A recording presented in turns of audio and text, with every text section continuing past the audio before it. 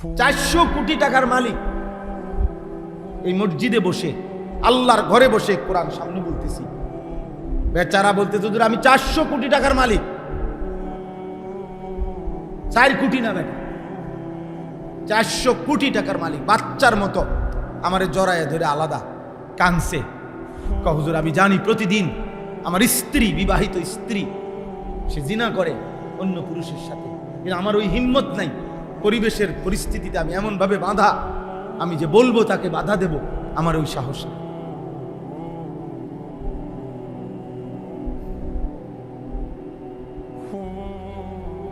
আমি এমন ফেসে আছি যে আমি একবার মুখ খুললে আমারে হয়তো গুম করে, মানে অর্থাৎ আমারে পৃথিবীর থেকে কি করে ফেলবে, সরাইয়া ফেলবে।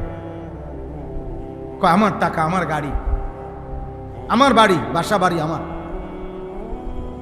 কিন্তু আমার অবর্তমানেই অন্য পুরুষ ঘরে ঢোকে।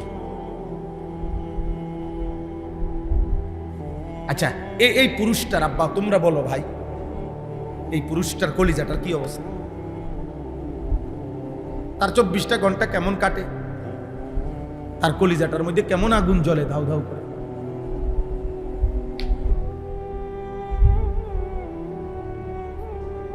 এই জন্য বাপ, যদি মনে করো মোবাইলেই তোমাদের জীবনের শেষ ভালোবাসা, শেষ তৃপ্তি, তো ঠিক আছে, আমার অসুবিধা নেই। তোমার জন্য আমি আটকাবো না, আমার জন্য তুমি আটকাইবা না। কেউ কারো জন্য পৃথিবীতে আটকায় না। কোলের বাচ্চা মরে গেলে মা মরে না, আবার মা মরে গেলেও কোলের বাচ্চা মরে না।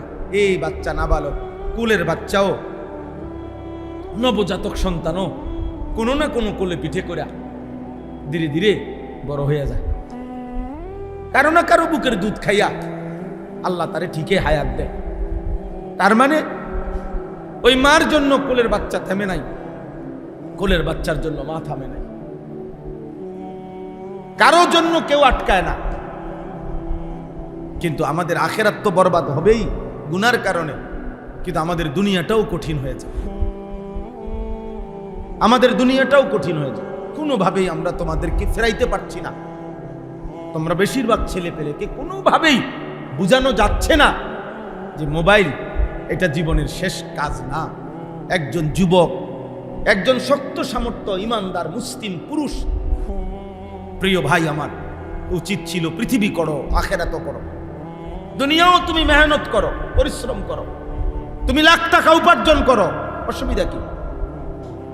তুমি রোজগার করো, রোজগার পরিশ্রম করো, হালাল উপার্জন কোনো একটা করো। আবার আখেরাতের জন্য নামাজ পড়ো। আমরা তো রোজগার করতে নিষেধ করি না, আমরা তো নিষেধ করছি মোবাইল টিপতে, আমরা তো নিষেধ করছি ঘন্টার পর ঘন্টা নিজের হায়াত, নিজের জীবনের সবচেয়ে মূল্যবান সময় বানের পানির মতো চলে যাচ্ছে। এক একবার মোবাইল নিয়ে বসলে বন্যার পানির মতো, স্রোতের মতো সময়টা চলে যায়। 3 ঘন্টা গেল গা, শেষ, কিছুই দেখে নাই, উল্লেখযোগ্য কিচ্ছু দেখে নাই। 4 ঘন্টা নাই, 7 ঘন্টা নাই, শুইতে বসছে, ফজরে ভোর হয়ে গেছে, রাতের 5 ঘন্টা হয়তো মোবাইল দেখছে। কি দেখছে আব্বা? জিজ্ঞাসা করো, বাবা কি দেখছো? কি উপার্জন হইল, কি অর্জন হইল?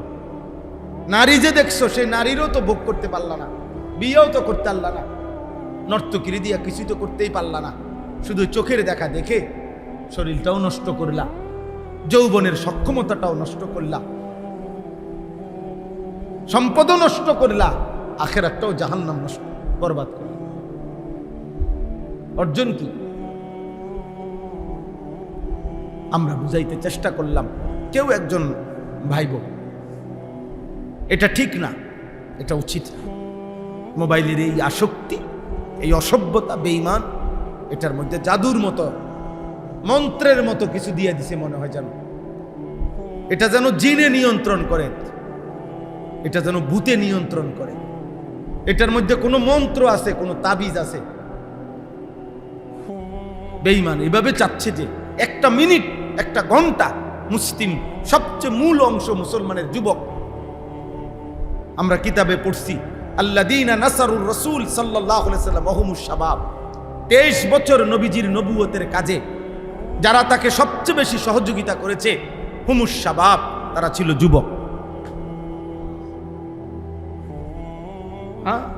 হযরত আব্দুল্লাহ ইবনে মাসউদ রাদিয়াল্লাহু তাআলা আনহু বলেন, নবীজির বিখ্যাত সাহাবী, তিনি বলেন বদরের যুদ্ধ থেকে শুরু করে নবীজির জীবনের সকল যুদ্ধে আমরা ছিলাম, অংশগ্রহণ করছি। কুন্না নাগজু মা রাসূলিল্লাহ সাল্লাল্লাহু আলাইহি সাল্লাম ওয়া নাহনু শাবাব। তিনি বলেন সকল যুদ্ধে আমরা নবীজির সাথে অংশগ্রহণ করেছি আর আমরা ছিলাম যুবক। যুবক। হযরত মালিক ইবনুল হুয়াইরিস একজন সাহাবী রাদিয়াল্লাহু তাআলা আনহু, বুখারী মুসলিমের ইবারত, বুখারী মুসলিমের হাদিস। তিনি বলেন আতাইনা রাসূলুল্লাহ সাল্লাল্লাহু আলাইহি ওয়াসাল্লাম, আমরা নবী সাল্লাল্লাহু আলাইহি সাল্লামের কাছে আসলাম থাকার জন্য। ওয়া নাহনু শাবাবাতুন মুতাকারিবুন, আমরা ছিলাম সমবয়সী যুবক, এক বয়সী আমরা কিছু যুবক ছেলে, সবার বয়স 15-16, সবার বয়স 17-18 এর ভিতরে। ফাআকামনা ইনদাহু 20 ইয়াওমান, আমরা নবীজির কাছে এই সমবয়সী যুবকগণ 20 দিন পুরা নবীজির কাছে ছিলাম। এক বয়সী আমরা নবীজির কাছে দিন শিখছি। ওয়া কানা রাহিমান রাফিকান, সুবহানাল্লাহ। সাহাবী বলেন নবীজি ছিলেন অত্যন্ত দয়ালু, অত্যন্ত বন্ধুসুলভ। রফিক, তিনি ছিলেন আমাদের প্রতি খুব বন্ধুসুলভ। আমরা এই অল্প বয়সী হওয়া সত্ত্বেও তিনি আমাদেরকে দিন শিখাইছেন। এরপরে 20 দিন পরে তিনি বলছেন ইরজিউ ইলা আহলিকুম, তোমরা তোমাদের বাড়ি ঘরে ফিরে যাও, ফিরে যাও। ওয়াসাল্লু কামা রাআইতুমুনি উসাল্লি, এবং আমাকে যেভাবে কয়দিন নামাজ পড়তে দেখেছো এভাবে তোমরা নামাজ আদায় করো। ওয়া ইযা হাদারাত আস-সালাহ ফালিউআযযিন আহাদুকুম, নামাজের যখন ওয়াক্ত হবে তোমরা একজন আজান দিও। ওয়ালিয়া উম্মা আকবারুকুম, তোমাদের মধ্যে বয়সে যে বড় সে ইমামতি করুক। এভাবে বলে দিছে, একজন আজান দিও, বয়সে বড় যে সে কি করো, ইমামতি করো। তাহলে 20 দিনে ওনাদেরকে নবী এমন ভাবে শিখাইছেন সূরা, কেরাত, দোয়া, কালাম, মাসআলা মাসাইল যে ইমামতির যোগ্য বানায় দিছেন। নালে এটা বললেন কেন, বুঝেন নাই? নালে এই কথাটা বললেন কেন যে একজন তোমাদের মধ্যে যে বয়সে বড় সে কি করিও, ইমামতি করো। তাহলে 20 দিনের ভিতরে কি পরিমাণ এই যুবক সাহাবীরা 20 দিন নবী সাল্লাল্লাহু আলাইহি সাল্লামের কাছে থেকে মেহনত করছে, যে আল্লাহ নবী বলছে ঠিক আছে এখন তোমরা নিশ্চিন্তে যে কেউ কি করতে পারো, ইমামতি করতে পারো, আজান দিতে পারো। নামাজ তো আমি দেখাইছি, তোমাদের শিখাইছি। দিন শিখা দরকার আব্বা। কেউ 10 দিনের জন্য শিখেন, কেউ 20 দিন শিখেন। আজকে আমরা দুর্ভাগ্য যে আমাদের অভিভাবকরাও এই দুনিয়ার তালে তালে বুঝে ফেলছে যে সন্তানকে দিন শিখাইতে হবে না। যার ফলে এই পরশু দিনও ঢাকার একজন গবেষক আলেম উনি বললেন বর্তমান হিসাব হইল মাত্র 30 লাখ সন্তান বাংলাদেশে, মাত্র 30 লাখ ছেলে মেয়ে মাদ্রাসায় পড়ে, সির্ফ 30 লাখ। এই কওমি মাদ্রাসা, আলিয়া মাদ্রাসা মিল্লা, সরকারি এবং কওমি মাদ্রাসা মিলে মিয়া, আর কমপক্ষে 5 থেকে 5.5 কোটি সন্তান স্কুল কলেজে, 5 কোটির উপরে হবে। তো 5 কোটির মধ্যে যদি 50 লাখও বিধর্মী হয়, তারপরও তো 4.5 কোটি মুসলমান। এই 4.5 কোটি মুসলিম ছেলে মেয়ের ইমানের কি খবর, নামাজের কি খবর, রুকু সেজদার কি খবর, সূরা কেরাতের কি খবর, দোয়া, কালাম, পাক নাফাক, ওরা ফরজ গোসল করতে জানে কিনা, ওদের যে বীর্যপাত হয় তো ওরা ফরজ গোসল করে কিভাবে, ওরা নামাজ যে পড়ে, শুক্রবারেও যে কয়জনে নামাজ পড়ে, তো শুক্রবারে যে নামাজ পড়ে ওটা কি পড়ে আপনি কোনোদিন শুনছেন? আপনি না মসজিদে দেখছেন হেতের আইসে, আচ্ছা আমিও বলছি আইসে, কিন্তু তার আত্তাহিয়াতুটা শুনছেননি, তার দোয়ায়ে কুনুত শুনছেননি, তার দুরূদ শরীফ শুনছেননি, যেটা পারে না না পারে, এটা হয় না না হয়। কোরআন শরীফ যদি অশুদ্ধ হয়, সূরা কেরাত, তাহলে তো নামাজ হয় না, নামাজ হয় না। যাও আব্বা বাইরে ঘুরে আসো, বাইরে ঘুরে আবার ওই খাওয়াইবার টাইমে আইসো, আরো ফলাফাই নিয়ে আইসো।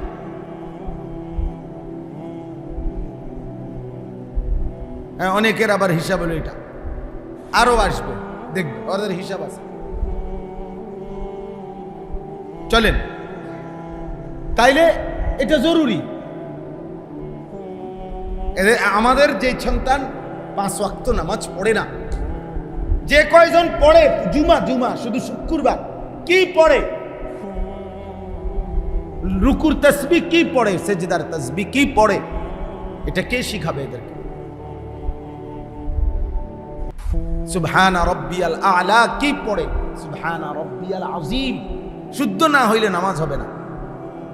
যার সূরা কেরাত অশুদ্ধ, খোদার কসম তার নামাজ হবে না, জওয়ান হোক বুড়া হোক। নামাজের মধ্যে কেরাত পড়া এটা একটা ফরজ, নামাজে কেরাত পড়া কি ফরজ, অতএব ফরজ ছুটে গেলে নামাজ হয় না। আর ভুল কোরআন শরীফ সূরা কেরাত এর দ্বারা নামাজ হবে। আপনি মনে করেন মোটামুটি কাছাকাছি, না না, মোটামুটি কাছাকাছি কিছু নাই। আপনারা আমি একটা উদাহরণ দিই, সবাই বুঝবেন। আমাদের এই ভারতীয় উপমহাদেশের একজন বুজুর্গ মহিউসুন্নাহ হযরত মাওলানা শাহ আবরারুল হক রাহমাতুল্লাহি আলাইহি, এই হুজুরের একটা উদাহরণ, ছোট্ট সহজ একটা উদাহরণ। উনি ছিলেন এমন একজন ব্যক্তি এই পৃথিবীতে যিনি সবচেয়ে বেশি কোরআনের মেহনত এই পৃথিবীতে করে গেছিলেন। সুন্নাতের মেহনত, কোরআনের মেহনত, কোরআন শরীফ শুদ্ধ করা, আজান শুদ্ধ করা, সুন্নত অনুসরণ করা, নবীজির খুব বহুত বড় বুজুর্গ ছিলেন। হিন্দুস্তানের ভারতের একটি অঞ্চলের মানুষ তিনি ছিলেন, সারা পৃথিবী বিখ্যাত বুজুর্গ ছিলেন তিনি। তো উনি আমাদের বাংলাদেশ সফরে আসতেন। বাংলাদেশে অনেক জেনারেল শিক্ষিত বড় বড় প্রফেসর, ইঞ্জিনিয়ার ওনার মুরিদ ছিল। এর মধ্যে বাংলাদেশের বুয়েটের একজন বড় প্রফেসর, প্রকৌশল ইঞ্জিনিয়ারিং ইউনিভার্সিটির হজরত কিছুদিন আগে ইন্তেকাল করছেন, প্রফেসর হামিদুর রহমান রাহমাতুল্লাহি আলাইহি, অনেক বড় বুজুর্গ ছিলেন।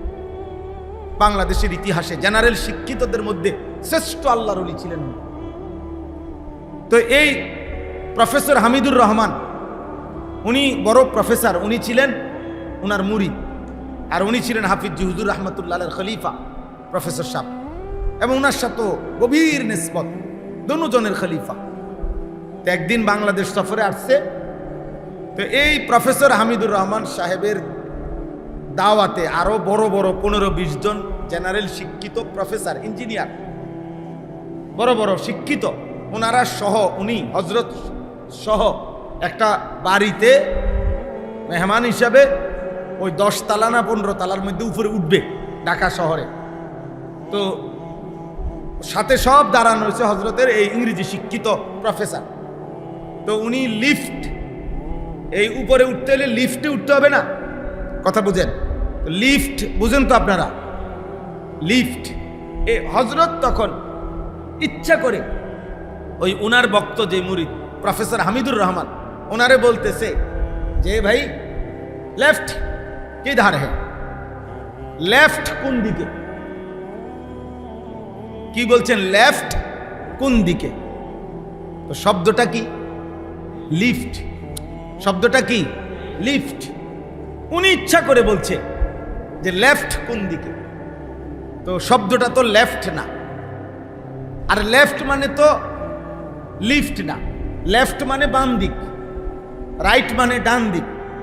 তাহলে লেফট বলা দ্বারা আপনারা বলেন তো লিফট মোটামুটি বুঝে গেছিনি? মোটামুটি বুঝে গেছে। একজন মানুষ যদি বলে লেফট, তো এটার দ্বারা লিফট বোঝা যায়, মোটামুটি বোঝা যায়, কাছাকাছি বোঝা যায়। লেফট মানে তো বাম দিক। তাহলে এটা যদি বলে আর আপনি বুঝাইতে চাইছেন লিফট, তো এটা আপনি মোটামুটি বুঝছেন তো যে উনি লেফট বলতে লিফট বুঝাইছে। আমি যদি এখানে দাঁড়াইয়া বলি লেফট, আপনি বুঝবেন লিফট, আপনি বুঝবেন লিফটের কাছাকাছি। তাহলে ন্যূনতম এক জাররাও তো এটাকে লিফট বুঝাবে না লেফট বলার দ্বারা, এটা সম্পূর্ণ পৃথক। অথচ LEFT লেফট, LIFT লিফট, তাহলে একটি অক্ষর শুধু বদলাইছে, তিনটা অক্ষর সেম। LFT এই তিনটা তো দুনো অক্ষরের মধ্যে সমান, বদলাইছে শুধু কি একটা অক্ষর। ছিল অক্ষরটা আই, উনি বলছেন কি ই। এতে করে অর্থটা এতটাই ব্যতিক্রম হয়েছে যে লিফট তো বুঝাই নাই, কাছাকাছিও বুঝায় নাই, মোটামুটিও বুঝায় নাই। তখন ওই প্রফেসর হামিদুর রহমান কানে কানে হজরতকে বলতেছেন, হজরত লেফট নেহি হে, ইয়ে লিফট হ্যাঁ। উনি মনে করছে যে হজরত জানে না বা বুঝে নাই বা খেয়াল করে নাই, তো হজরতকে ঠিক করে দিতেছে। হজরত শব্দটি লেফট নয়, লিফট। এই তখন হজরত বলছেন, ভাই মাই তো ইয়ে কাহ রাহা হ্যায়, আমি তো যুগ যুগ ধরে বছরের পর বছর এটাই বলতেছি তোমাদেরকে, এটাই তো বুঝাইতে চাচ্ছি যে একটি শব্দ লিফট, এটা যদি আমি একটি অক্ষর বদলাইয়া ফেলার কারণে সম্পূর্ণ ভিন্ন বুঝায়, ন্যূনতম যদি লিফট না বুঝায়, তো কোরআনুল করিম অশুদ্ধ পড়িলে, একটা অক্ষর ভুল পড়িলে, তো কোরআনের মূল শব্দ যেটা, এটা কেমনে বুঝায়?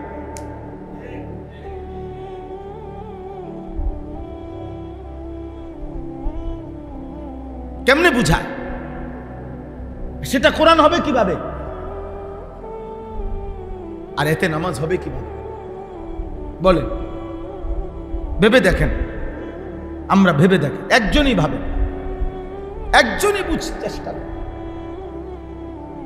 এই জন্য সবার কাছে বললাম, এই মাসিক ইসলাহি মাহফিল, বাৎসরিক মাহফিল, মাদ্রাসাগুলোর মধ্যে পড়ানো, মসজিদে জুম্মার বয়ান, আউলিয়ায়ে কেরামের খানকার মধ্যে বয়ান, দাওয়াত ও তাবলীগের বয়ান, আল্লাহওয়ালা বুজুর্গদের যত চোখের পানি, সব কিছু মিলাইয়া একটাই মাকসাদ, আমাদেরকে মনে করাইয়া দেওয়া যে আমাদের আখিরাত, আমাদের পরকাল, আমাদের পরকাল।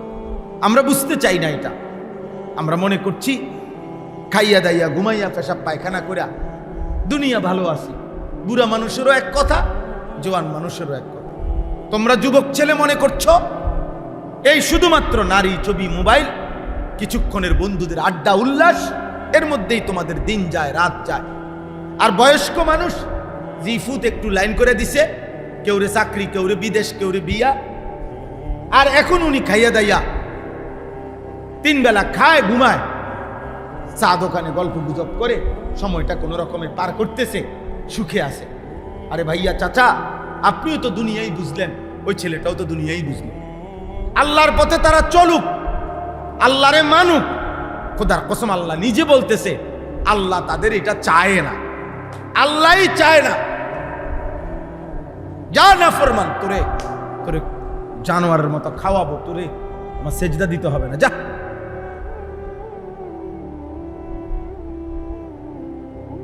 লাগবে না বেটা।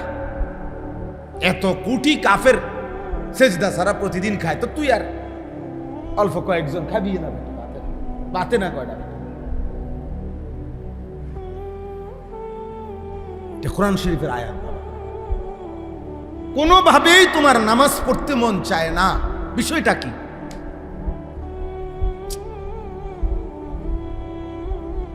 আজ এতদিন মুসলমানের ঘরে জন্ম নেওয়ার পরে এত আজান, এত মসজিদ, এত মাদ্রাসা, এত আহ্বান, এত ওয়াজ, কোনো কিছুই তোমার কলিজাটা কে এমন ভাবে আটকাইয়া দিল যে কলিজাটার ভিতরে শুধু নড়েও না, দিলটা একটু নড়েও না। বিষয়টা কি বুঝেন নাই কথাটা? 365 দিন, এক বছর, একদিনও হালাল খায় না, প্রতিদিন ওজনে কম দেয়, কোনোদিনও 5 ওয়াক্ত নামাজ পড়ে না। এই ডাকাত, এই নিকৃষ্ট জানোয়ার, কত বড় জানোয়ার!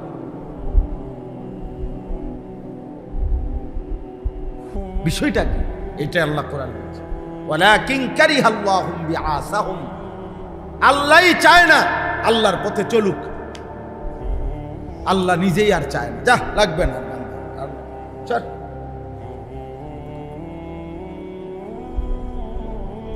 এই জন্য নবীজি আল্লাহ দোয়া শিখাইছেন, আপনারা অনেকেই দোয়াটা পারেন। কোরআনের একটা দোয়া আছে, হুজুররা খুব দোয়াটা পড়ে মুনাজাতের মধ্যে, সব হুজুররা। রব্বানা লা তুজিগ কুলুবানা বাদা ইয হাদাইতানা। আল্লাহ আপনি আমারে হেদায়েত দিবেন, আপনি আমারে মুসলমান বানাইছেন, মুসলমানের ঘরে জন্ম দিয়েছেন, আপনি আমারে আপনার নাম উচ্চারণ করতে সুযোগ দিয়েছেন, আপনি আমারে চিনাইছেন, জানাইছেন আমি মুসলমান। আল্লাহ এটুকু সুযোগ আপনি তো দিছেন, এবার আপনি আমার দিল হেদায়েত দিয়া, ইসলাম দিয়া, ইমানের পরিচয় দিয়ে আমার দিলটা উল্টাই দিয়ে, লা তুজিগ কুলুবানা রব্বানা লা তুজিগ কুলুবানা বাদা ইয। এই বেয়াদব, ওঠ বেটা এখান থেকে, ওঠ, মোবাইল ধরলি কেন বেটা, ওঠ বেয়াদব বেটা, হাসস কেন আবার, বেত্তমিস, বাইরে বেটা।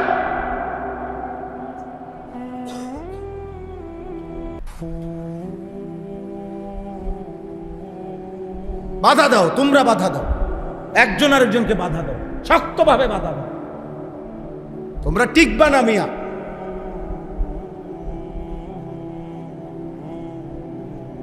আমি তোমাদেরকে বলি ছেলেরা, আমি এত অস্থির কেন, এত শক্ত কেন? গোটা ইউরোপের পৃথিবীর শেষ পরিকল্পনাটাও আমরা জানতে চেষ্টা করি, প্রতিদিন খোঁজ খবর রাখি। বেঈমান তোমাদেরকে নিয়ে কি ষড়যন্ত্র করছে তোমাদের এই নতুন প্রজন্ম নিয়ে তোমরা জানো না। তোমাগরে শেষ পর্যন্ত কুফরি না, কুকুর বিড়ালের চাইতে নিকৃষ্ট বানায় দিবে। চরিত্র তো, আখলাক তো শেষ করছে, শেষ পর্যন্ত আর কোনোদিন হালাল পবিত্র স্ত্রী এই নতুন জেনারেশনের কপালে হয়তো আর জুটবে না, জানেন না? এই কিছুদিনের মধ্যেই সারা ইউরোপে প্রস্তুতি নিতেছে, যে ইউরোপের নতুন স্লোগান হলো যে আপনি নিজস্ব কোনো মালিকানা থাকবে না, আপনার কোনো জিনিস লাগবে না, মালিকানাধীন আপনার, আপনি সংরক্ষণ করতে হবে, লাগবে না, আমরাই সব দেব, আপনার কোনো মালিকানা নাই, আপনি কোনো ক্ষেত্রে কোনো বিষয়ে আপনার কোনো অখুশি থাকবে না। বুঝেন নাই কথা? আপনার যা মন চায়, যেভাবে মন চায় আপনাকে দেওয়া হবে, আপনি নির্দিষ্ট পেমেন্ট, আপনি অনলাইনে শুধু অর্ডার করবেন, নারী দরকার আসবে, কয়টা দরকার, কখন দরকার, ভিন্ন ভিন্ন দরকার, হালাল কি হারাম না, আপনার এত কথা, আপনার দরকার, আপনার প্রয়োজন, আপনার মন চাচ্ছে কি, নারী, জিনা, নতুন নতুন মহিলা, হ্যাঁ নেন, আমরা পাঠাচ্ছি, আপনি শুধু অনলাইনে অর্ডার করবেন, আপনি প্রয়োজন, আপনার মদ দরকার আসবে, জুয়া লাগবে আসবে, আপনার যা লাগবে আপনাকে খুশি করার জন্য সব আমরা দেব, আপনার কোনো মালিকানা লাগবে না, আপনি কোনো টেনশন নেই, নির্দিষ্ট পেমেন্ট জমা থাকবে আপনার নামে, ওখান থেকে কাটবে, টাকা শেষ হলে আপনারে জানাবে, মেসেজ আসবে যে আপনার কি শেষ, টাকা শেষ।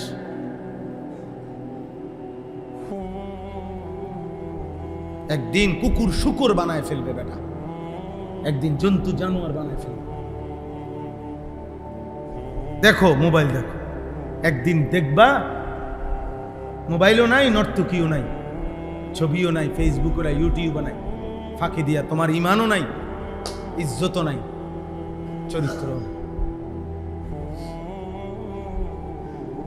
যেই কোনো বিবেকবান কারো যদি তোমার এক সুতা বিবেক থাকে, তোমরা একটা ছেলে হলো ভাইবা দেখো বাবা, প্রতিদিন বাংলাদেশের পরিস্থিতি, শুধু একটা খবর নিও যে আজ থেকে 10 বছর আগেও পুরা 10 গ্রামে কখনো কখনো শোনা যাইতো যে 10 গ্রামে 2-4-5 বছরে 10 বছরে কেউ শুনছে একজন মহিলা খারাপ, একজন পুরুষ খারাপ শুনতো মাঝে মধ্যে।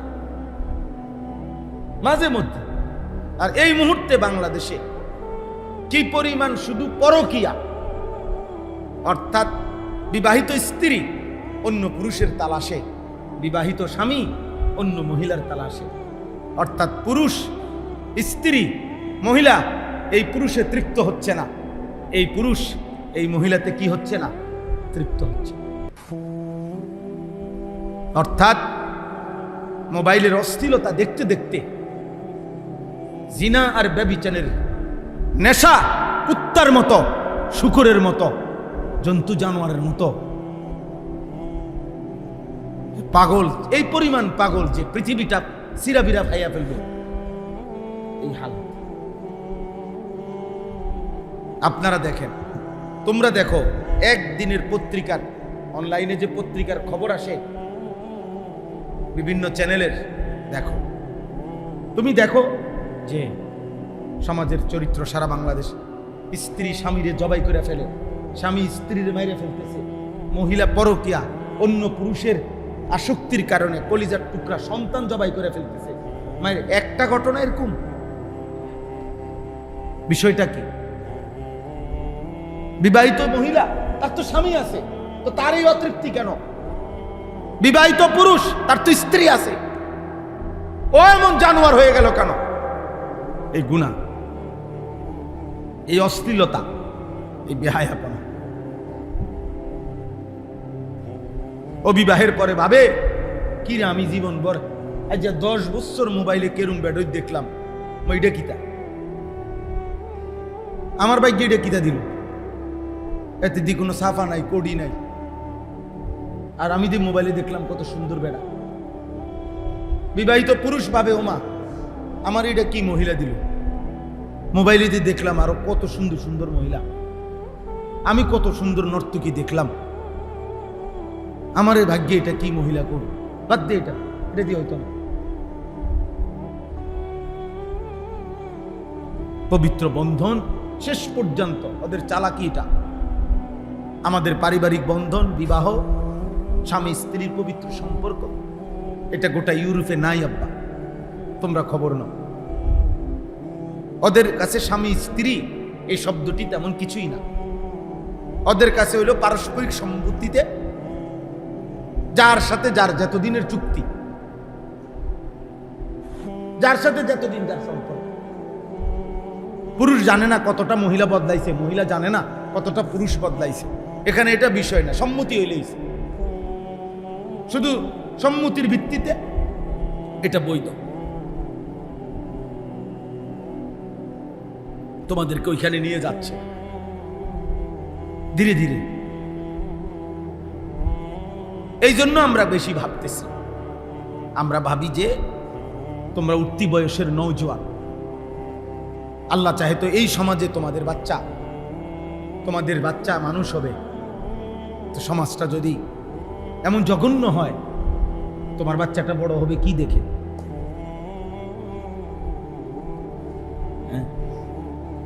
তোমার সমবয়সী তো তোমার স্ত্রী হবে, প্রত্যেক পুরুষের স্ত্রী গড়ে সচরাচর 8-10 বছর ব্যবধান হয় না ভাই? তাইলে আমার একটা ছেলে তোমাদের বয়স যদি হয় 18 বছর, তো আল্লাহ চাহে তো যে তোমার বিবি হবে এই সমাজে হই, যেখানেই হোক, সে বড় হইতেছে, আল্লাহই তো কুদরতি ভাবে, তো তার বয়স আছে এখন 10 বছর ধরে নাও, তো সে কি দেখে বড় হইতেছে? তুমি যদি সেদিন আখলাক চরিত্রবান নেককার নারী কেমনে পাইবা?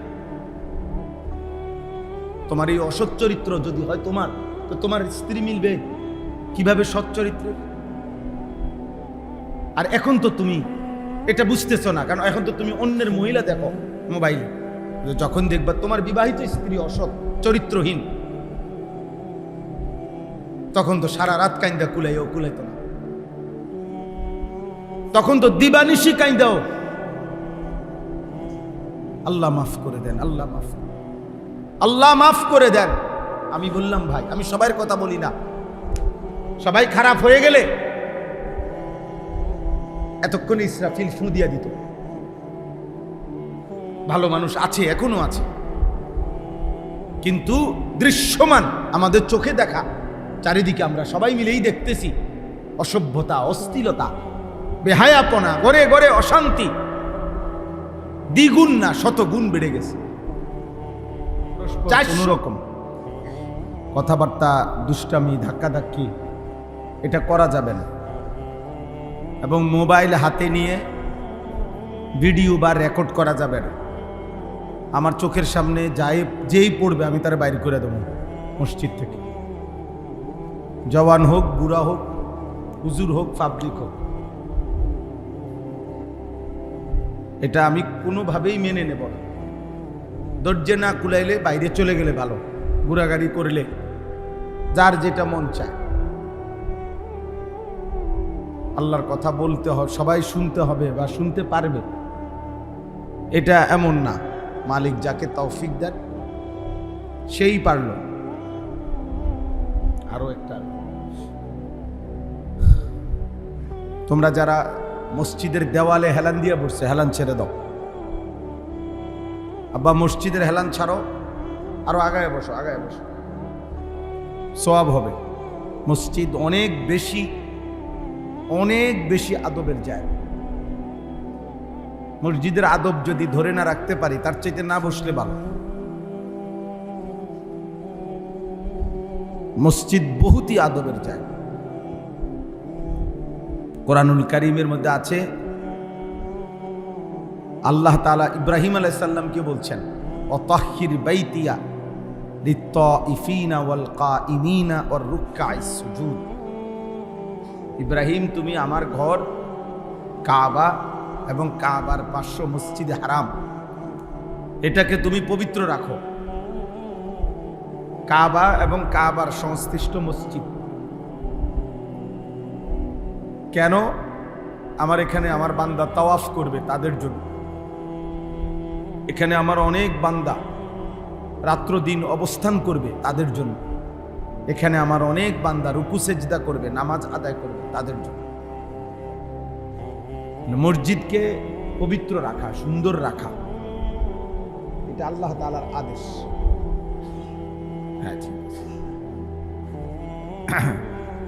আল্লাহ তাআলার সরাসরি আদেশ এবং নবীর প্রতি আদেশ। কোরআনুল কারীমের মধ্যে আছে অনেকবার, এর মধ্যে বিশেষভাবে আছে, আল্লাহর প্রতি যার ঈমান আছে, আখিরাতের প্রতি যার ঈমান আছে, সে মসজিদকে আবাদ করে। ইন্নামা ইয়ামুরু মাসাজিদাল্লাহ মান আমানা বিল্লাহি ওয়াল ইয়াউমিল আখির। তাহলে মসজিদের প্রতি ভালোবাসা যার মধ্যে আছে, এটা তার ঈমানের চিহ্ন। এটা প্রমাণ করে তার ভিতরে ঈমান আছে আল্লাহর প্রতি এবং আখিরাতের প্রতি। মসজিদের সাথে সম্পর্কহীন, এই ছেলে, এই বেয়াদব, বাইরে বেটান থেকে বেটা,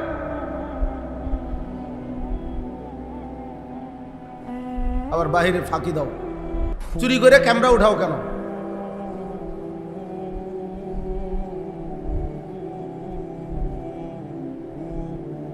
নিজেকে চালাক মনে করে।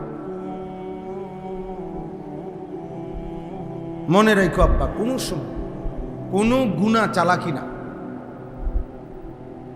গুনাহ কি নয়? চালাকি নয়। গুনাহ বেয়াদবি, গুনাহ অসভ্যতা, গুনাহ নোংরামি, গুনাহ মূর্খতা। কোরআনুল কারীমের মধ্যে আছে, তাফসীরে আছে, কুল্লু মান আসাল্লাহ ফাহুয়া জাহিল। যে আল্লাহর নাফরমানি করে সে মূর্খ। কোরআনুল কারীমে প্রত্যেক পাপীকে আল্লাহ বলছে লা ইয়াকিলুন, ব্যাককল, আকল নাই। লা ইয়াফকাহুন, কিছুই বুঝে না, বেওকুফ। লা ইয়াকিলুন, তার কোনো আকল নাই। লা ইয়ালামুন, কিছুই জানে না। এই শব্দগুলো আল্লাহ তাআলা কোরআনে পাপীদের জন্য ব্যবহার করছে। কয়েকটা শব্দ। কখনো বলছেন লা ইয়ালামুন, সে কিছুই জানে না। কখনো বলছে লা ইয়াফকাহুন, সে কিছুই বুঝে না। কখনো বলছে লা ইয়াকিলুন, তার আকলে কিছুই ধরে না। এই শব্দগুলো পাপীদের ক্ষেত্রে। আমি কিংবা আপনি, জওয়ান কিংবা বুড়ো, কোনোভাবেই পাপী চালাক হয় না, নাফরমান চালাক হয় না, নাফরমান চালাক হয় না। তো বলতেছিলাম মসজিদের আদব অনেক বেশি, মসজিদের প্রতি ভালোবাসা অনেক বেশি, অনেক বড় বরকতের বিষয়। আল্লাহ তাআলা কোরআনুল কারীমে এটা ঈমানের চিহ্ন বলছে। আর মসজিদের যে বাধা দেয়, আল্লাহর কোনো বান্দাকে মসজিদে আসতে বাধা দেয়, আল্লাহ কোরআনে বলছে সে হচ্ছে সবচেয়ে বড় জালেম। কোরআন শরীফের আয়াত, ওয়ামান আযলামু মিম্মান মানাআ মাসাজিদ আল্লাহ, তার চাইতে বড় জালেম আর কেউ হইতে পারে না। আল্লাহ বলছে যে কাউকে মসজিদে আসতে কি দেয়, বাধা দেয়, সে সবচেয়ে বড় জালেম, পাপী, নিকৃষ্ট জালিম। এজন্য এক বন্ধু যদি আরেক বন্ধুকে নামাজের জন্য বাধা দেয়, সে ছেলেটা হয়তো একবার বলছিল যে চল মসজিদে যাই, নামাজ পড়ো, তো 3-4টা দুষ্ট শয়তান বন্ধু মিলে ওকে ধমক দিয়া, এই বেটা নামাজ পড়ে, একবার উল্টে এলে এবার নামাজ পড়া, চিনি না আপনি কেমন নামাজি, হ্যাঁ, এই বেচারারে এমন ভাবে লজ্জা দিচ্ছে যে সে হঠাৎ বাবা চাকা খাইয়া আর আসে নাই। আসতে চাইছিল, কিন্তু বন্ধু নামের এই শয়তান তারে আল্লাহর ঘর থেকে কি করছে, বাধা দিছে। আল্লাহ তাআলা বলছে সে নিশ্চিত মনে রেখো সে সবচেয়ে বড় জালেম। এবং কোরআনুল কারীমের মধ্যে কথা স্পষ্ট আছে, যে জালেম হয়, আল্লাহ বলছেন এই জালেম, জুলুমকারী, এটা এমন পাপ, এই পাপীর প্রতিশোধ আমি আল্লাহ নিজে নেব, আমি তার প্রতিশোধ নেব। ইন্না মিনাল মুজরিমিনা মুনতাকিমুন, এটা কোরআন শরীফের আয়াত। নিশ্চয়ই আমি আল্লাহ এই জুলুমকারী পাপী থেকে প্রতিশোধ নেব, আমি তার প্রতিশোধ নেব। প্রিয় ভাই, কোনোদিন তোমার নামাজ পড়তে মন না চায় না, মসজিদে আসতেই মন চায় না, এইটাই স্পষ্ট, এটাই আল্লাহর প্রতিশোধ। আল্লাহ তোমার মুসলমানের ঘরে জন্ম দিও, মসজিদমুখী করলো, আখেরাতের কথা মনে করে না, তোমার জন্তু জানোয়ারের মতো শুধু খাওয়ায়, হাইওয়ানের মতো। এটাই স্পষ্ট প্রমাণ যে এটাই প্রতিশোধ, এটাই আযাব, এটাই শাস্তি। আযাব শুধু থাপ্পড় দিছে এটা না, কোন মানুষ মুসলিম অথচ আল্লাহকে মানার সুযোগ পাচ্ছে না, ইবাদত করার সুযোগই হচ্ছে না তার, এটাই তার উপরে আল্লাহর সবচেয়ে বড় লানত, আযাব, প্রতিশোধ। এর চাইতে বড় প্রতিশোধ আর কি হইতে পারে? কোরআনুল কারীমে আছে, নবীজিকে আল্লাহ বলছে বন্ধু মনের ইচ্ছে মতো যে চলে, একদিন আমি তাকে পথভ্রষ্ট করে দেব।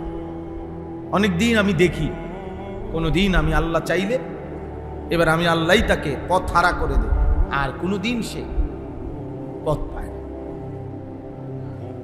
আযাল্লাহুল্লাহু বিইলমি, আল্লাহ বলেন আমি ইচ্ছে করে এবার পথ হারা করে দেব। বেশি দিন তুমি উল্টা চলতেছো, ঠিক আছে বান্দা,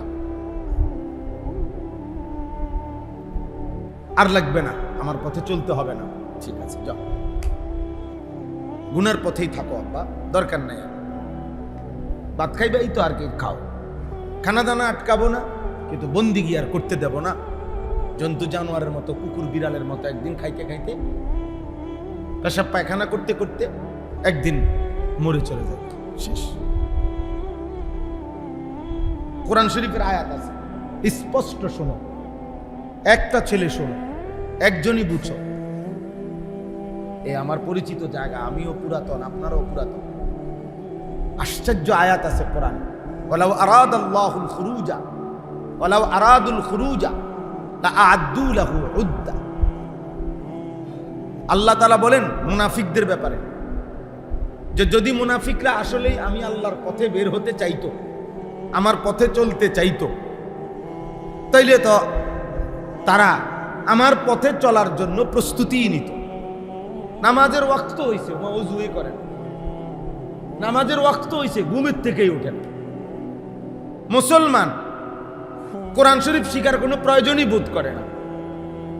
মুসলমান মহিলার পর্দার কোনো মানসিকতাই নাই। তো আল্লাহ বলেন, যদি সে আমি আল্লাহর পথে চলতেই চাইতো, তাহলে তো কিছু না কিছু কি নিত, প্রস্তুতি নিত। তার নিজের যেদূর সামর্থ্য আছে এদূর চেষ্টা তো করত। এরপরে আল্লাহ বলেন, এমন নাফরমান যার মধ্যে কোনো ইমানের, আমলের, নেক কাজের কোনো প্রস্তুতি নাই, ফিকিরে নাই। কেন নাই? আশ্চর্য কথা হলো, কোরআনে আল্লাহ বলেন, ওয়ালাকিন কারিহাল্লাহুম বিআসাহুম। আখিরাত, আখিরাত কি? আখিরাত কোথায়? 60 বছর 70 বছর বয়স, এত লম্বা হায়াতের মধ্যে এই পৃথিবীতে কত প্রয়োজন, গত 60 বছরে কত লক্ষ টাকা ওনার হাত দিয়ে উনি জমা করছে। কখনো বিদেশ পাঠাইছে, কখনো মেয়ে বিয়ে দিছে, কখনো বাড়িতে ঘর করছে, কখনো জমি কিনছে, কখনো সংসারের খরচ করছে, ফার্নিচার কিনছে, অলংকার কিনছে, আসবাবপত্র কিনছে। 60 বছরে এই হাতে কত লক্ষ কোটি টাকা জমা করছে, ব্যয় করছে। কিন্তু 60 বছরে আল্লাহর ঘর দেখবার কথা, হজে যাওয়ার কথা, আহা নাফরমান বুড়ার কলজার মধ্যে কোনোদিন আসে? কোনোদিন এ কথা মুখে মনে পড়ে নাই, আহা আমি আমার মালিকের ঘর দেখব কোন দিন, আমার রসুলের রওজা দেখব, আমার নবীর সামনে দাঁড়াবো কোন দিন, মদিনা যাব কোন দিন, কাবা দেখব কোন দিন? এ কথা মনেও আসে না, এ কথা ভাবেও নাই। অথচ খোদার কসম, আল্লাহর নবী বলছেন, সামর্থ্য থাকা সত্ত্বেও যে হজ করে নাই, অথচ মরে গেল, আল্লাহর নবী বলছেন নিশ্চিত নিশ্চিত ওইটা ইহুদি মরলো অথবা খ্রিস্টান মরলো, মুসলমান মরে নাই। এটা বেঈমানের মৃত্যু হলো, বেঈমানের মৃত্যু হলো। বেঈমান, নবীজি বলছে এটা বেঈমান মরে গেল, মুসলমান মরে গেল। সামর্থ্যের একটা উদাহরণ বলি, আমি একটা উদাহরণ বলি মোহন ভাই, আপনারা যে কয়জন বুঝেন, আমি দেরি করব না।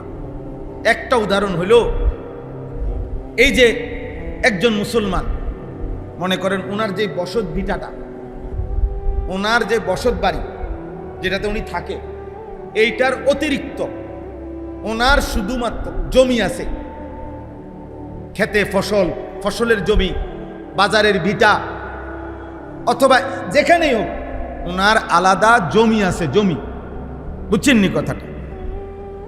এতটুকু জমি আছে যে কিছু অংশ জমি যদি বিক্রি করে তাহলে হজ্জের টাকা হবে, সংসারের ওই কয়দিনের খরচ চলবে, আর ফিরে আসলে বাকিটুকু জমি দিয়েই ওনার সংসার চলবে।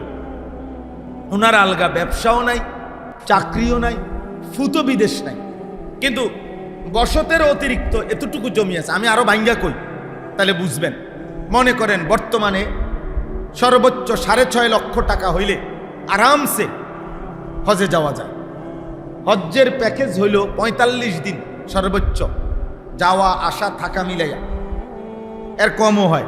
45 দিনের ভিসা দেয়, আর মানে প্যাকেজ বানায় একটা, এর ভিতরে আপনাকে সফর করাইয়া কোম্পানি বাংলাদেশে আবার কি ফিরতি ফ্লাইট হবে। তাহলে 45 দিন, 1.5 মাস। এই 1.5 মাসে সংসারে খরচ, মনে করেন আপনার বউ বাচ্চা জিফুতের ওষুধপত্র বাজার সদাই লাগবে আরো 1.5 লাখ, আমি ধরলাম আর কি। তাহলে 6.5 লাখ আর 1.5 লাখে কত, বুঝেন নাই কথা? 8 লাখ। এই 8 লক্ষ টাকা এবার হিসাব করেন যে এই বসতের অতিরিক্ত ওনার এতটুকু জমি আছে, যে জমি আপনার কিছু অংশ যদি বিক্রি করে তাহলে 8 লাখ টাকা হবে। 4 শতক জমি বেচছে 2 লাখ টাকা করে, 8 লাখ। 5 শতক জমি বেচছে আপনার 8 লাখ টাকা হয়ে গেছে, 10 লাখ টাকা হয়ে গেছে। 3 শতক জমি বিক্রি করছে, 3 তিরিকা 9 লাখ টাকার ব্যবস্থা হয়ে গেছে। আরো যে 10 শতক জমি আমি ধরছি, আরো 6 শতক আছে, 7 শতক আছে। উনি দেশে আইলে এটা দিয়েই উনার সংসার চলবে। ওনার আর ব্যবসাও নাই, দোকানও নাই, ছেলেও বিদেশ নাই, আর কিছু নাই, বসত আছে আর এই জমিটা আছে। এই জমির কিছু অংশ বিক্রি করে যদি হজের টাকা হয়, বাকিটা দিয়ে যদি সংসার চলে, তার খোদার কসম আল্লাহর ঘর মসজিদে বসে বলতেছি, এই মুসলমানের উপরে হজ 100 ফরজ ফরজ ফরজ। এই মুসলমান বুড়া যদি মরে যায় হজ না করে, আল্লাহর নবী বলছে এটা ইহুদি মরছে নয়তো খ্রিস্টান মরছে। এখন বলেন কি পরিমাণ মুসলমানের উপরে হজ ফরজ দায়ী করে? জমি নাই, কথা বলে না। কিছু অংশ জমি বিক্রি করিলে হজের টাকা হবে এমন মুসলমান নাই। কই, কোন দিন করবে? বুড়া মিয়া দি সাদওয়ারে বইয়া গপ মারে, হ্যাঁ, লম্বা লম্বা কথা কয়, লম্বা লম্বা কথা। সাদওয়ান থেকে হুজুর আরে বেহেশত ফাটায়, দোজখে ফাটায়, উনি হেনতে ফায়সালা দেয়। ওই হুজুরের ইমান আছে, ওই হুজুরের ইমান নাই। হ্যাঁ, সিদ্ধান্ত দে, মেন ফতুয়া অফিসটা হইলো, ফতুয়া বিভাগটা হইলো সাদকাত, ওইখান থেকে ফতুয়া দেয়। ওনে অমুকের আকিদা বালা না, অমুকের বালা, তারপরটা বুঝছে। বুঝেন নাই কথা? আফসুস না? এই কথা চিন্তা করিলে কত বেশি মুসলমানের উপরে হজ ফরজ। অথচ ব্যবসা আছে, অথচ 30 শতক জমি আছে, 50 শতক জমি আছে, একটা কোনা বেচলে এরকম 10 বার হজ করতে পারে, এমনও মানুষ আছে। এজন্য মনে রাখবেন, এটা বিস্তারিত বলা এই সময়ে সম্ভব না। বাকি এতটুকু মনে রাখবেন, যে মনে রাখেন রাখেন, যাকাত এটার মাসআলা পৃথক, হজ এটার মাসআলা পৃথক, কোরবানি এটার মাসআলা পৃথক, সাদাকাতুল ফিতির মানে ফিতরা, ওই যে রমজানের শেষে দেয়, এটার মাসআলা পৃথক। সবগুলোই অর্থ সম্পর্কিত, টাকা সম্পদ, কিন্তু হিসাব ভিন্ন ভিন্ন। চারোটা আপনি এক আইটেমের না, একরকম না, একরকম না। কোরবানির 3 দিন, এবছর 28 তারিখ কোরবানি ইনশাআল্লাহ, তো ধরে নেন এই কোরবানির 3 দিন কারো কাছে যেই উপার্জন করি, যেই পুরুষ কিংবা নারীর কাছে 52.5 বড়ি রূপার সমপরিমাণ টাকা সম্পদ অতিরিক্ত আছে, তার উপরেই কোরবানি ওয়াজিব। 52.5 বড়ি রূপার দাম আজকের হিসাবে, এখনকার হিসাবে, বছরের হিসাবে 1,89,000 না 79,000, 1,79,000। আরেকটা হিসাব হলো 1,90,000, মানে 3600 টাকা বড়ি অথবা 3400 টাকা বড়ি হিসাবে। তাইলে মনে করেন ছেলেটা বিদেশ থেকে আজকে 4 বছর বিদেশ করে, 5 বছর বিদেশ করে, এই ছেলেটা বাড়িতে 30,000 টাকা পাঠাইছে, বাপ্পার নামে কোরবানি দিছে। এখন এই ছেলেটার কাছে 1,80,000 টাকা আজ 5 বছরেও তার কাছে জমা অতিরিক্ত নাই। কথা বলেন না কেন? তো তার উপরে কোরবানি ওয়াজিব, তার কোরবানি কই? তার কোরবানি দিল কই? তার উপরে না কোরবানি ওয়াজিব। আচ্ছা, 2 নাম্বার, বাপের 3 ফুট 4 ফুট সংসার ভিন্ন নাই, একসাথে এখনো, একজন ঢাকা চাকরি করে, একজন কুডি চাকরি করে, একজন বাড়িতে সংসারে ক্ষেত খামার ফসল আলাদা করে। তো মনে করেন কোরবানি আসছে, ওই বিদেশের ফুতে দিছে 20,000, ঢাকার ফুতে দিছে 15,000, আর ওই কুডির ফুতে দিছে 10,000। এই 20 আর 15 35, আর 10 15 45, মনে করেন আরো 5-10,000 টাকা, 50,000 মিলাইয়া 2 শরিক কোরবানি দিছে বাপমার নাম। আমরা ঘরে কোরবানি হয়েছে, এটা নিয়ে কোরবানি। কোরবানি বুঝি এমনি ওয়াজিব, এই এক যার থেকে জাফারে নিয়া একসাথ কইরা একজনের নামে কোরবানি দিলেই, এটা তো ফ্যামিলির, একজনের নামে কোরবানি দিলে, কোরবানি তো ফ্যামিলির উপরে, পরিবারের উপরে কোরবানি ওয়াজিব হয় না, কোরবানি তো মানুষের উপরে ওয়াজিব হয়।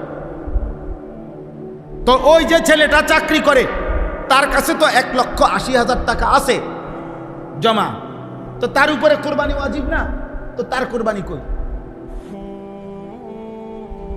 কথা বলেন না, বলেন, মাথা লাড়লে হইতো না, বলেন। আমাদের সমাজে কি পরিমাণ খামখেয়ালি। বাপমার নামে কোরবানি দিবেন, ভালো কথা, এটা তো হলো বাপমারের সহযোগিতা করা, সহযোগিতা করা। আমার আব্বা ইন্তেকাল করছে 2015 সালে। আমরা আজও এই বছরও আমার বাবার কোরবানি পৃথকভাবে বাবার নামে, বাবার হিসাব ধরে কোরবানি দিই। কিন্তু আমার কোরবানি আমার বাবার নামে দিলেই, মানে আমার বাবার দিলেই আমার কোরবানি আদায় হয়ে যাবে। তো কথা বলেন না তো, তাহলে একটা ফ্যামিলির মধ্যে উপার্জন করে যতজন, কামাই রোজগারি করে যতজন, এ বিবাহিত না হোক, আমার কয় হাতে অন্য বিয়েই করছে না, হেতের আবার কি এর কোরবানি না, হেতের কোরবানি না, হেতের শুধু গোস্ত খানা, হেতের শুধু খানা, হেতে বিয়েই করে নাই। তো বিয়ে না করলে কি হইছে? বিয়ের সাথে তো কোরবানির হিসাব।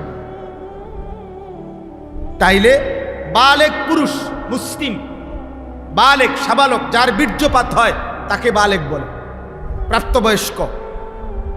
এমন বালেক পুরুষ, বিবাহিত হোক অবিবাহিত হোক, সংসার একত্রে হোক ভিন্ন হোক, যে উপার্জনকারী, যার কাছে এ কোরবানির 3 দিন 1,90,000 অথবা 1,79,000 টাকা সমপরিমাণ সম্পদ, টাকা জমা আছে অতিরিক্ত, তার উপরেই কোরবানি ওয়াজিব। এমন প্রত্যেকের কোরবানি আদায় করতে হবে। যদি না আদায় করে, আল্লাহর নবী বলছে ওই নাফরমানকে বইল আমাদের মুসলমানের ঈদগাহে যেন না আসে। আরে বইল মুসলমানের সমাজ সমাজে তুমি আইসো না, তুমি যাও, তুমি আলাদা থাকো। ফালা ইয়াকরাবান্না মুসাল্লা। আর সওয়াব কি? দিলে কুরবানির সওয়াব কি?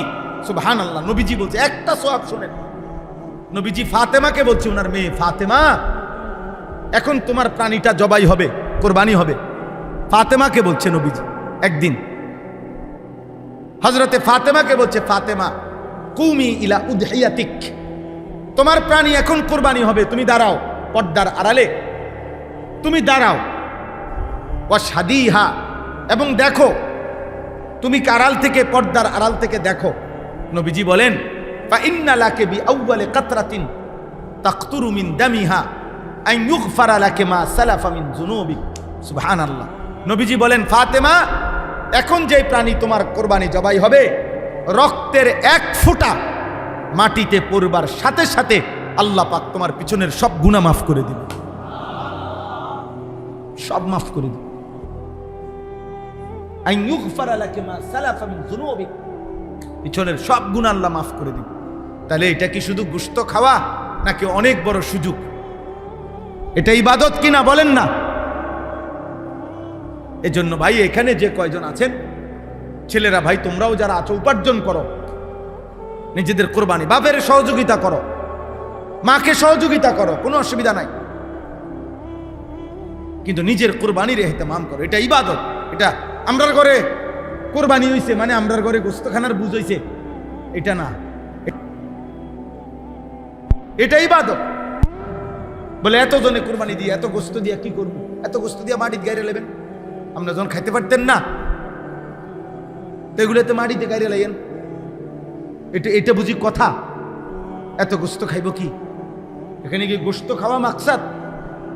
তো আল্লাহ তাআলা তো বলছেই, ফাকুলু মিনহা ওয়া আতইমুল কানিআ ওয়াল মু'তার ওয়া আতইমুল বাঈসা ওয়াল ফাকির।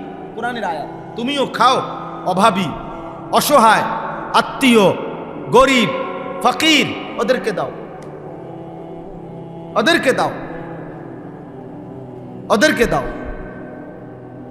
তাহলে এই জন্য মহিলাদের কোরবানি, এটার একটা উদাহরণ বলি। একজন মহিলার কাছে 1 বড়ি স্বর্ণ আছে, 1 বড়ি বা 1.5 বড়ি, এই গায়ের অলংকার মহিলাদের। আর ওই মহিলার কাছে যদি কুরবানির ঈদের 3 দিন 10,000 টাকা থাকে, 5,000 টাকা আছে মনে করে, অথবা রূপা আছে কিছু রূপা, এই কোন মহিলার কাছে যদি কারো কাছে স্বর্ণ এবং টাকা দুইটা থাকে, স্বর্ণ এবং রূপা দুইটা থাকে, তাহলে এই দুইটা মিলাইয়া যদি 52.5 ভরি রূপার দাম 1,79,000 টাকা দাম হয়, তাহলে নিঃসন্দেহে কসম আল্লাহর ওই মহিলার উপরেও কোরবানি ওয়াজিব। শুধু স্বর্ণ যেই মহিলার কাছে আছে, 1 তোলা রূপা নাই, 1 টাকাও নাই জমা, শুধু কি আছে স্বর্ণ, তাহলে হইল 7.5 ভরি। কিন্তু স্বর্ণ আছে, টাকাও আছে। ইদানিং কালে সমস্ত মহিলার কাছে, বিবাহিত মহিলাদের সবার কাছে গহনাও আছে, টাকাও আছে। আগে এগুলো কম থাকতো, আগের বেডিদের কাছে টাকা কম থাকতো। পুরুষরা আগে মহিলাদের কাছে টাকা তেমন দিত না, আর এখন মহিলার কাছে থেকে টাকা জমা রাখে, রাইকে এবিডির থেকে নিয়ে নিয়ে বেটা খরচ করে। মহিলাই হইলো এটিএম বুথ, এখান থেকে ফাঁস হইলে এরপরে খরচ। আমরা জানি না, আমরা তো এই দেশেই থাকি, আমরা কি চিড়া খাই? বুঝেন নাই আপনি কথাটা? তাইলে মহিলাদের কাছে মহিলার স্বামী দিছে, ছেলে দিছে, বাবা দিছে, ভাই দিছে, এমন জমা টাকা আছে। তো ঈদের 3 দিনের কাছে ওনার কাছে কি আছে? 1 ভরি গহনাও আছে, আবার কি আছে 10,000 5,000 টাকাও জমা আছে ওনার। তাহলে এই মহিলার উপরে নিঃসন্দেহে কোরবানি ওয়াজিব। মহিলা কোরবানি দিতে হবে মহিলার, কারণ 1 ভরি স্বর্ণের দামে তৈল 2 লাখ টাকার উপরে। তো স্বর্ণ এবং টাকা দুইটা মিলাইলে 1,80,000 টাকা হবে না? কথা কয় না বেশি। অতএব আমরা শেষ মাহবুবে কই যান? জি, অতএব আমরা প্রত্যেকে আমাদের এই ফিকির আমরা আপনাদের কাছে বললাম, কোরবানি সামনে, হজ সামনে, আপনারা দয়া করে প্রত্যেকেই এই ফিকির করবেন যে কমপক্ষে একজন, আপনি একজনই মানেন আমরা সার্থক। আমরা জানি বলা আমাদের জিম্মাদারি, ফয়সালা আল্লাহর হাতে, সিদ্ধান্ত আল্লাহর হাতে, হেদায়েত আল্লাহর হাতে, আমল কে করবে কে করবে না এটা আল্লাহর হাতে। আমরা ঘাবড়াই না। এই জন্য আপনাদের সবার কাছে অনুরোধ করছি, দয়া করে প্রত্যেকেই আপনারা নিজেদের হজ্জের ব্যাপারে যত্নবান হন, কোরবানির ব্যাপারে যত্নবান হন, এবং শুরুতে যে বললাম নিজেদের ঘর পরিবার, স্ত্রী সন্তান প্রত্যেকের ব্যাপারে আপনারা ঈমান আমল আখিরাত যত্নবান হন। এই শেষ যে কয়জন ছেলে তোমরা ভাই রয়ে গেলা, তোমাদের কাছে ভাই অনুরোধ, তুমি এই সমাজের আরো 1000 মানুষ নষ্ট হয়ে যাক, তুমি নষ্ট হইও না। নষ্ট জিনিস কেউ মনে রাখে না, নষ্ট জিনিস ফেলে দেয় মানুষ, আবর্জনা মানুষ বাইরে ফেলে দেয়। একদিন চরিত্রহীন হলে একদিন এই পৃথিবীর কেউ তোমারে স্মরণ করবে না। জীবনটা হাইওয়ান জানোয়ারের মতো শেষ হয়ে যাবে, গরু ছাগল কুকুর বিড়ালের মতো একটা জীবন শেষ হয়ে যাবে আর কি। খাইয়া ঘুমাইয়া পেশাব পায়খানা কইরা, নারী দেখা জিনা ব্যভিচারের ছবি দেখে, অসভ্যতার অশ্লীলতায় শেষ, কেউ মনে রাখবেন। এর জন্য দয়া করে যে কয়জন ছেলে আছো প্রত্যেকটা ছেলের কাছে অনুরোধ, 5 ওয়াক্ত নামাজ পড়ো আব্বা, জীবন সুন্দর হবে, জীবন সুন্দর হবে। কিতাবের মধ্যে আমরা পড়ছি নামাজের প্রকৃত অর্থ হইল সালাতের কোনো কাঠকে, বাঁকা কাঠ আগুনে পুরাইয়া সোজা করা, এটা হলো সালাতের প্রথম অর্থ। তো নামাজি ব্যক্তি 5 ওয়াক্ত নামাজের মাধ্যমে নিজেকে যেন আগুনে পুরায়। তো কিতাবের মধ্যে লিখছে 5 ওয়াক্ত নামাজ যে পড়ে সে যেন নিজেকে দুনিয়ার মধ্যে পুরাইছে। তো আল্লাহ তাআলা আশা করা যায়, মুহাদ্দিসিনে কেরাম ওলামায়ে কেরাম বলে, দ্বিতীয়বার আল্লাহ তাকে জাহান্নামের আগুনে পোড়াবে না। 5 ওয়াক্ত নামাজ পড়ে যে নিজেকে যেন আগুনে পোড়াইয়া সোজা করছে, এবার মালিক তাকে আর জাহান্নামের আগুনে পোড়াবে না। নবীজি বলছে, কোন বান্দা যখন সেজদা করে, সেজদা দেয়, তৎক্ষণাৎ ইতাজালা শাইতানু ইয়াবকি, শয়তান তার থেকে কানতে কানতে সরে যায় আর বলে, শয়তান বলে, হায় এটাই তো সেই সেজদা যেই সেজদা একবার না দেওয়ার কারণে আমি চিরতরে বিতাড়িত হলাম, আর এটাই সেই সেজদা হে আল্লাহর বান্দা, তুমি এখন দিয়ে আল্লাহর প্রিয় হয়ে গেল। একটি সেজদা না দেওয়ার কারণে আজ আমি এত ঘৃণিত, আর সেই সেজদা দিয়ে তুমি হয়ে গেলে আল্লাহর প্রিয় পাত্র। এজন্য নামাজ পড়ো ভাই, আপনারা বাবা নামাজ পড়েন। আলহামদুলিল্লাহ আমাদের মাহবুব ভাই, এই মাদ্রাসা, এই মসজিদ, আমি তো সেই মসজিদে বয়ান করছি যে মসজিদ টিনের ঘর ছিল। অনেক কষ্ট করে বৃষ্টি বাদলের মধ্যেও, অনেক ছোট্ট জীর্ণ শীর্ণ মসজিদেও আলহামদুলিল্লাহ আমরা বয়ান করছি। আজকে আল্লাহর মেহেরবানি, আল্লাহই করাইছেন, আল্লাহই করাইছেন, আল্লাহই করাইছেন। এত সুন্দর মসজিদ হয়েছে। মসজিদের নিচতলা সুন্দর কমপ্লিট হয়ে গেছে, দোতলার কাজও চলতেছে।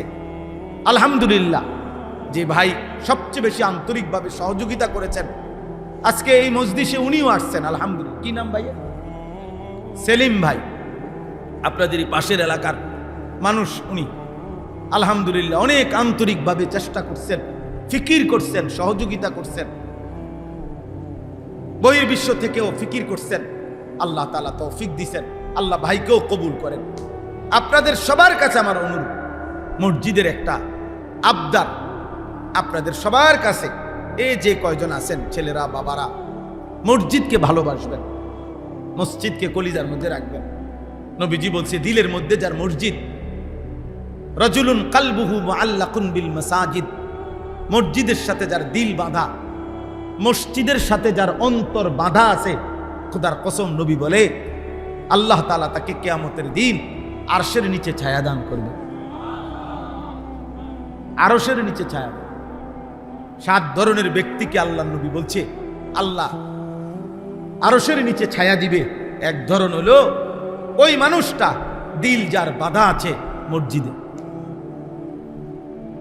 মসজিদের সাথে। এই জন্য মসজিদকে ভালোবাসা চাই, মসজিদের সাথে সম্পর্ক থাকা চাই। মসজিদ মুমিনের কেন্দ্র, মার্কাজ। আল্লাহ কোরআনে বলছে কাবাকে, কাবা হচ্ছে মুবারাকাম ওয়া হুদাল লিল আলামিন। কাবা মার্কাজ বরকতের, কাবা মার্কাজ হেদায়েতের, বরকতের কেন্দ্র, হেদায়েতের কেন্দ্র। এজন্য মসজিদকে ভালোবাসবেন, মসজিদের প্রতি সহযোগিতা করবেন, মসজিদের জন্য দান করবেন। আলহামদুলিল্লাহ মসজিদে তো ওনারা দিচ্ছেন অনেকের সহযোগিতা। আজকেও আমার কথা হলো, এই আপনারা যদি প্রত্যেকে সম্ভব হয়, ছেলেরা তোমরাও, বাবারা আপনারাও পকেটে হাত দিয়ে, এই মসজিদের আরো অনেক কাজ, অনেক ঋণ, অনেক প্রয়োজন আছে, আপনারা চেষ্টা করে ভালোবাসা মহব্বত দিয়ে থাকলেই আপনি আন্তরিকতার সাথে মসজিদের জন্য সহযোগিতা করেন, দেখবেন ঠকবেন না। মাহবুব ভাই বারবার বলতেছেন ধারাবাহিক মাসিক ইসলাহি মজলিস করার জন্য। আমি জানি এটা কষ্টকর, প্রত্যেক মাসে মাসিক ইসলাহি মজলিস করা বা কষ্টকর। আমরা যে করি নিজের মাদ্রাসায়, প্রতি মাসের দ্বিতীয় শনিবার আমার মাদ্রাসায় ইসলাহি মাহফিল হয়, কষ্ট হয়। প্রতি মাসে মেহমানদারি করা, ওলামায়ে কেরামকে দাওয়াত দেওয়া, যথোপযুক্ত ইন্তজাম করা, কষ্ট হয়। কিন্তু এরপরেও মানুষের কল্যাণে সব সময় চালু রাখতে চেষ্টা করছি। এ সুখে দুঃখে অভাবে সব সময় চেষ্টা করি যে চালু থাকুক, আল্লাহর বান্দা পড়ুক, শুনুক, আল্লাহর কথা শুনুক। আমার মাদ্রাসার এলাকার অনেক বাচ্চা কাচ্চা, ছোট ছোট বাচ্চারা মজলিসের দিন আইসা খায়, রাত্রে বয়ান শেষ হইলে খিচুড়ি খায়, বিরিয়ানি খায়। আমি আলহামদুলিল্লাহ, আমার কথা হইলো কোনো অসুবিধা নাই, আমরা বলছি, ধমক দেই, এটা সেটা বলি, মূল মাকসাদ তো হইলো ফিরানো না। আল্লাহর বান্দার আল্লাহর দেওয়া রিজিক খাবে, কোনো মানা নাই। কিন্তু আব্বা আল্লাহকে না বলা, আল্লাহকে না বলা, ভাত মাছ বিরিয়ানি দালান বিল্ডিং তো কেমন কিছুই না। এ তো আল্লাহ জন্তু জানোয়ারকেও দুনিয়া ভোগ করায়, কাফের বেঈমানকেও ভোগ করায়।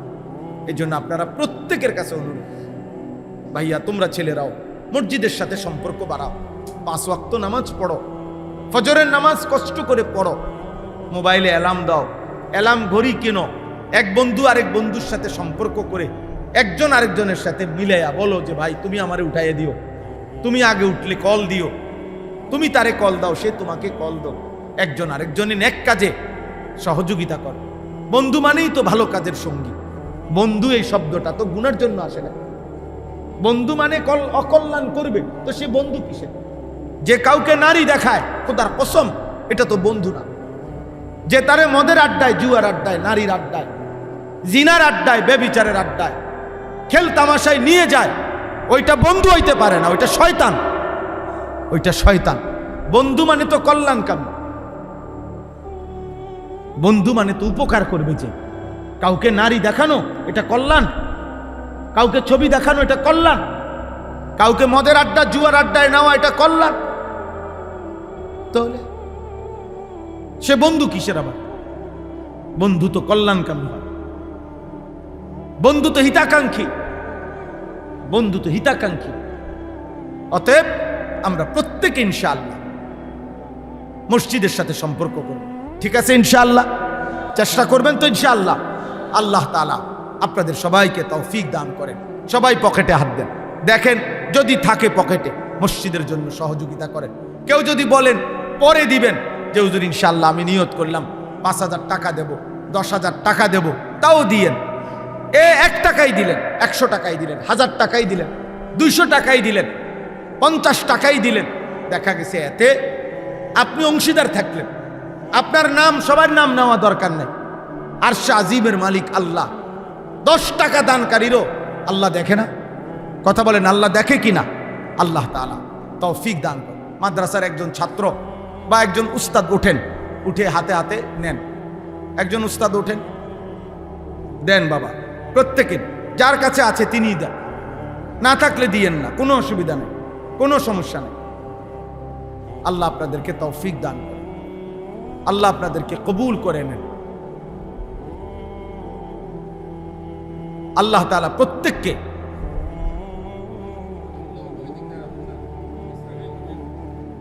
اللهم صل على محمد وعلى آل محمد كما صليت على إبراهيم।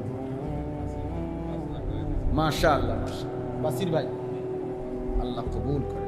5,000 টাকা দিয়েছেন, মাশাআল্লাহ। আরো একজন 500 টাকা দিয়েছেন, আল্লাহ কবুল করে। আলহামদুলিল্লাহ, আলহামদুলিল্লাহ।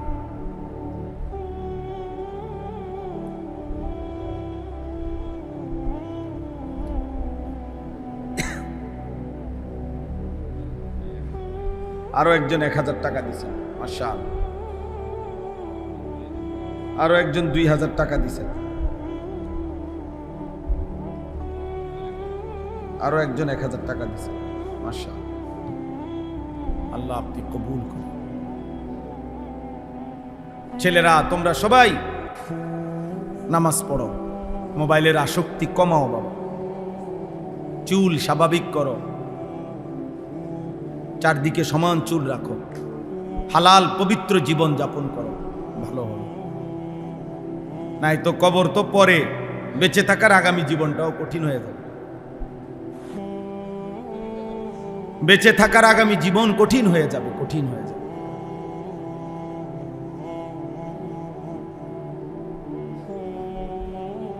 আল্লাহ আমাদেরকে হেফাজত করে।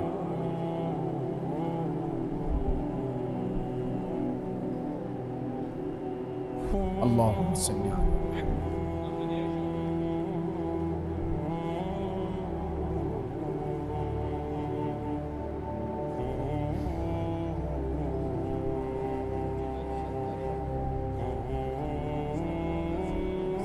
মাশাআল্লাহ, জুলাই মাসের 7 তারিখ সামনের ইসলাহি মজলিস আমার পরম শ্রদ্ধেয় শায়েখ আরিফ বিল্লাহ হাকিমুন নফস আল্লামা মুফতি মুশতাকুন নবী কাসিমি হজরত ইনশাআল্লাহ আসবেন এখানে। আলহামদুলিল্লাহ, আল্লাহ তাআলা সবাইকে আসার তৌফিক দান করেন। আল্লাহ তাআলা হজরতকেও হায়াতে তৈয়বা আফিয়া দান করেন। এই মাদ্রাসা আল্লাহ কবুল করেন। তিল তিল করে কষ্ট করে মাদ্রাসাকে যেন আল্লাহ তাআলা কবুল করে। বুজুর্গের কদম ধ্বনি, আল্লাহওয়ালাদের বারবার আসা যাওয়ার বরকতে আল্লাহ যেন মাদ্রাসায় বরকত দান করেন। মাশাআল্লাহ, আলহামদুলিল্লাহি রাব্বিল আলামিন। আল্লাহুম্মা আনতাস সালামু মিনকাস সালাম, তাবারাকতা ইয়া দাল জালালি ওয়াল ইকরাম, ইয়া আরহামার রাহিমিন, ইয়া আরহামার রাহিমিন, ইয়া আরহামার রাহিমিন, রব্বানা যালামনা আনফুসানা ওয়া ইল্লাম তাগফির লানা ওয়া তারহামনা